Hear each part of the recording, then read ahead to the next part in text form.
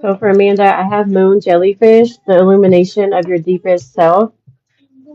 And what Spirit is saying here is don't be afraid to speak your truth. Know that when you do that, you're becoming your authentic self. And then you don't have to wear these different masks because we all do it. We have to be a certain way for certain people or, act this way. But Spirit really wants you to step into your power, into your true self. And then I also have Beluga Well. Not everything is how I interpret it.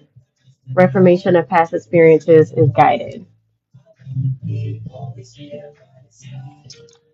There's a lot of overthinking.